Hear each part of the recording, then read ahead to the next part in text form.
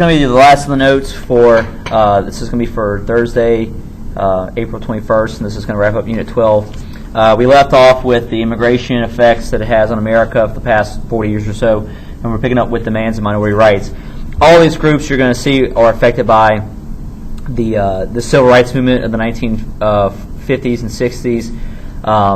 They all look to how the civil rights protested for their rights. They look at the anti-Vietnam marches, and so other groups like women and Latinos and Native Americans and so forth are all going to adopt similar types of practices and strategies to start protesting for their rights in the 60s and 70s. So we're starting here with Hispanic Americans in the 1960s. Since World War II ended, a lot of arrivals came from Latin American countries, Puerto Rico, Cuba, Central South America, and they head to the Southwest, mostly from Texas over to California, but also head up East Coast too. There's some that go up to like New York and so on.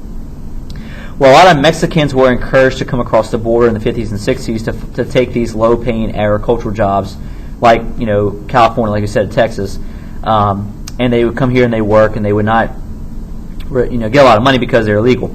So one of these guys, or at least they're treated less because they're Latino. One of the guys who becomes a leader for them is a man named Cesar Chavez. Cesar Chavez becomes like the Martin Luther King of the Latin American rights movement.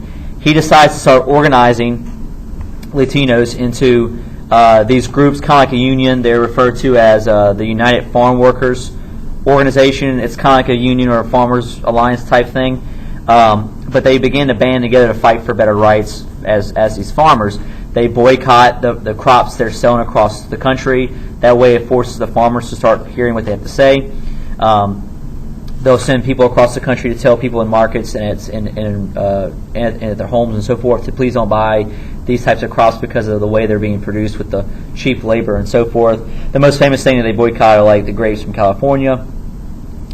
But this is the type of things he does. He organizes this United Farmers organization to boycott the farms. By the mid-'70s, Cesar Chavez had gained collective bargaining rights for Latinos. He had gained these collective bargaining rights for this group. Activists. So that's his contribution. That was his big role in all this through the 60s and 70s. Like I said, nonviolent protests. He also did a hunger strike. Another type of nonviolent protest. So very similar to MLK type behavior. Other activists also said there should be mandates to get bilingual teaching in schools. So like a lot of schools in the Southwest, Latinos influenced enough to where now you have bilingual classes where they teach both Spanish and English. By the 80s, more Latinos are getting into public office. As of 2000, Hispanics are now the largest U.S. minority group. So they've surpassed African Americans. Latinos, as of 2000, are now the largest minority group. Okay, the next group is Native Americans. In the 50s, Eisenhower unsuccessfully tried to get Native Americans off reservations and into urban America. So Eisenhower in the 50s tried to kind of undo some of the things that the New Deal had done to help restore reservations and so forth. Native Americans resisted this loss of cultural identity, and they were able to band together, stick together, and so forth. So in the 60s and 70s, they too will get together and start to fight for their rights as well. The main group that fights for them, or that organizes for them, is a group called AIM, or the American Indian Movement. The American Indian Movement is the group that fights for Native American rights in the 60s and 70s. They fight to achieve self-determination, the ability to govern themselves on these reservations, and to preserve their own traditions. So they're fighting for self-determination of the reservations, more rights on the reservations, and also protecting their traditions. They were a little bit more militant than some of these other groups. They do protests in D.C. There was a protest where they seized control of Alcatraz in '69. They also go to Wounded Knee in '73, and they do these massive protests to demonstrate, to create awareness for their plight and so forth. Congress passed an act in '75 giving reservations control over their internal programs. So AIM was successful in their efforts. So 75, this act was passed in Congress giving reservations control of their internal programs, education, and law enforcement, which if you go to a reservation, you see that happen. Also, they got property added to the reservation, so some of these tribes got reservation land added to what they already had, and they got compensation money for their treaty violations. Basically, what they were trying to do is reopen negotiations for treaties like they had been doing before 1870s, and that's what they get. They get to renegotiate as separate nations, basically, and they get to get more property and get reparations for their losses over the past 100 years or so. Now, one of the big issues with Native Americans was their poverty, unemployment, a lot of alcoholism, and now they can address these issues with funding community college programs, building industries. A lot of reservations build casinos, all of which build revenue for the reservations. They help to provide for them. Today, there are about 1.5 Native Americans living in the U.S. as of the 90s. Half of those are on tribal land, so it's a big shift in the past 50 years or so as far as what Native Americans have and so forth. Next group is Asian Americans. This is the fastest growing ethnic group in the past 30 years or so, since the 80s. The biggest group to come to America from Asia is the Chinese, Filipinos, Japanese, Indians, Koreans, Vietnamese. All these come to America too, but Chinese is the biggest group. There's a big, strong educational emphasis on the culture of these Asian countries, which means they have a great representation in Congress. In colleges, because there's such a big emphasis on education, you see a lot of Asians in colleges, universities, trying to achieve these higher levels and so forth. So they are a strong minority group that adds a lot to America. Then you have the last group is the gay liberation movement.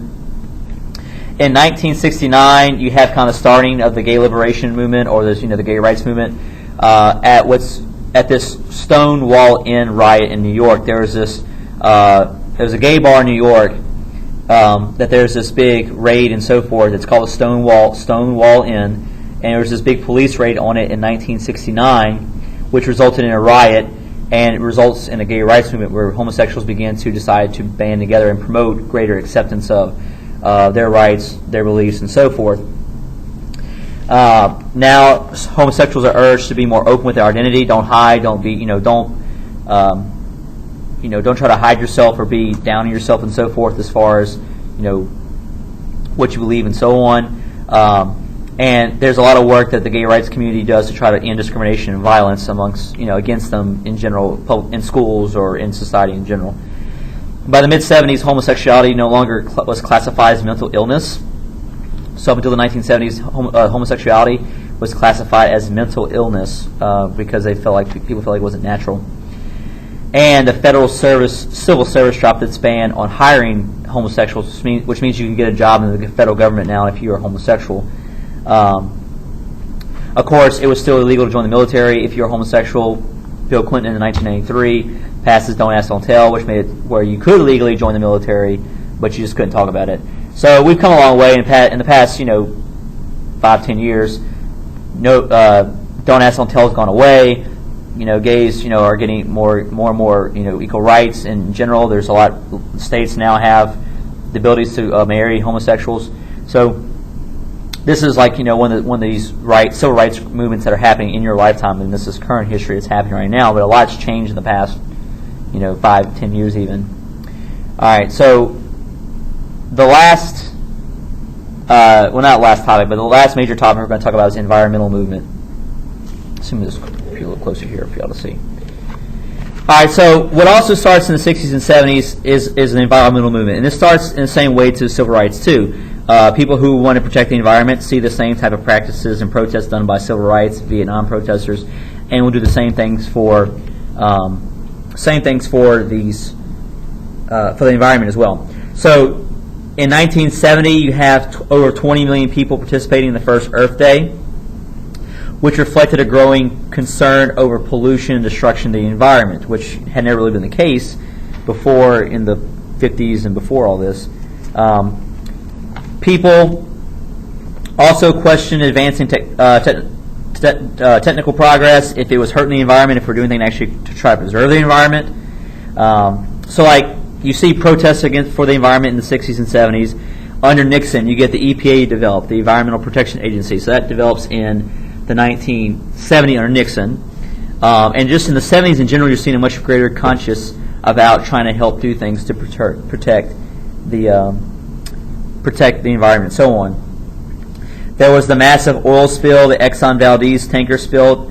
We talked about that in the Bush, I believe, that in 1989 you had the big oil spill, which at that point was the largest man-made disaster with oil and all that back in '89. It's since been cleaned up, but it was a major disaster with that, and it caused a greater concern about the environment, people trying to get involved in the environment, and so forth. Then there's 3 Mile Island. In 1979, there was a nuclear power facility called 3 Mile Island in Pennsylvania, where they had a reactor leak and people had to evacuate. And no one died from this problem, but it did make people turn on nuclear power as an alternate to oil because of how dangerous it can be, because of radiation and so forth. So because of the 3 Mile Island reactor leak back in the 70s, you actually see basically no nuclear power plants made since then because people have turned against nuclear power because of the dangers associated with it. But it is an alternate source to oil and so forth. Other things that come out with the environment, conservationists, not conservatives, conservationists, demanded laws to be made. This all starts in the 1970s. Like we said, Congress will pass the EPA under Nixon. Congress also passes the Clean Air Act under Nixon, which helps to try to cut down on emissions from cars, try to curtail things with pollution in the air and so forth. So you had the Clean Air Act passed in 1970, you had the EPA created. In 1972, Nixon, his administration, adds on the Clean Water Act, which does the same type of things, preventing toxic dumps into waters and so forth. And then you had a major environmental crisis in the late 70s under Jimmy Carter. There was what's called the Love Canal crisis in New York. Back in the 1950s, there was this housing development built on the Love Canal for lower income people. Schools, neighborhood, all that was there, but it was formerly a toxic dump site or a dump site for chemicals and so forth.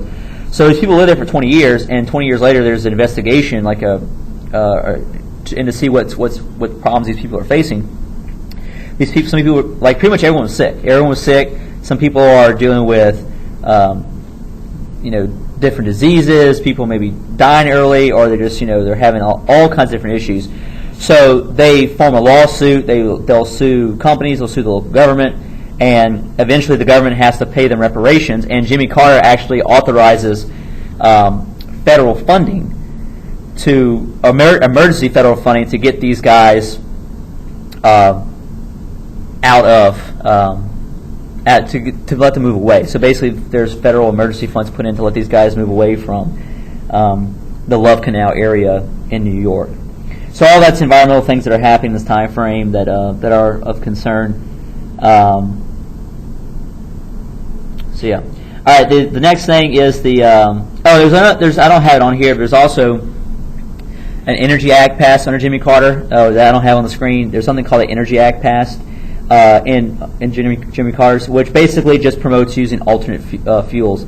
So you basically get tax incentives as a person or as a business if you use alternate fuels like solar power, wind power, hydropower, electric power, and not using oil to produce, to use for your vehicles and so forth. So you can get tax incentives because of that National Energy Act back in the 70s. All right, the very last thing, a court case under the Berger Court called Bake versus University of California in 1978. This imposed limitations on affirmative action. So this court case deals directly with affirmative action, which was a result from the civil rights movement. So it imposed limitations on affirmative action to ensure that providing rights for minorities didn't come at the expense of the majority. You couldn't do reverse discrimination was the overall point. The use of rigid quotas couldn't be used. Like basically, those universities would always adopt these very rigid quotas. They always had to fill those quotas exactly. And so this was kind of more of a conservative type of argument. So it basically allows universities to have more flexibility in letting the majority, whites, essentially be admitted to the schools. So there were liberals and so on that were upset by this. But it does reflect this growing liberal and conservative clash that's happening in the 70s that's leading towards the shift towards conservatism in the 1980s. So the Burger Court was pretty much divided in half over this too. But that's it. That's the last court case you need to be aware of with Bate versus University of California in 1978. So that's it. That ends Unit 12. Ends the notes.